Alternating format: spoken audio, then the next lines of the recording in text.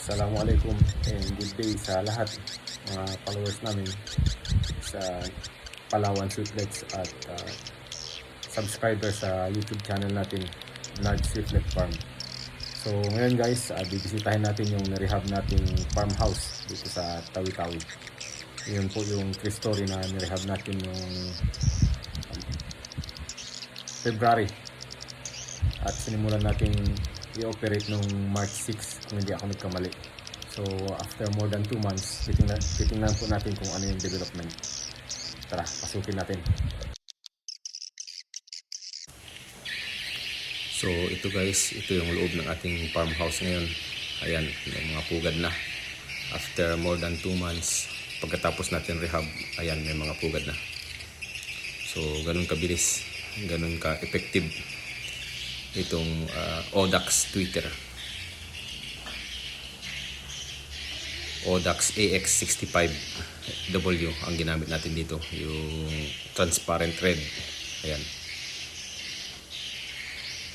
So ang dami ng pugad.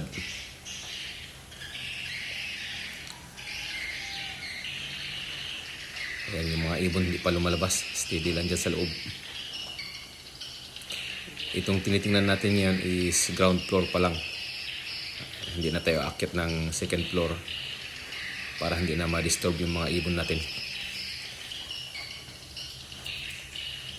So ayan, at least na-update namin kayo, mga subscriber namin, mga followers, na ganyan yung development after more than 2 months.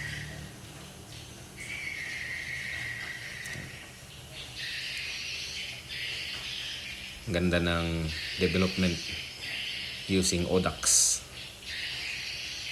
So thankful tayo sa support din ng Audax Indonesia sa atin.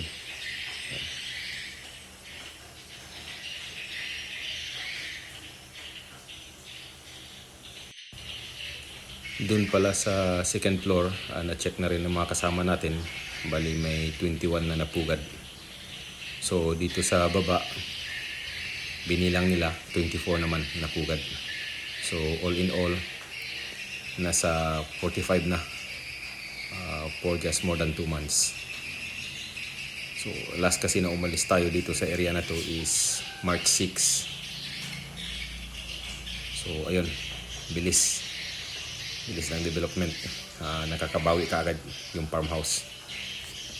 Hoping na tuloy-tuloy na ito.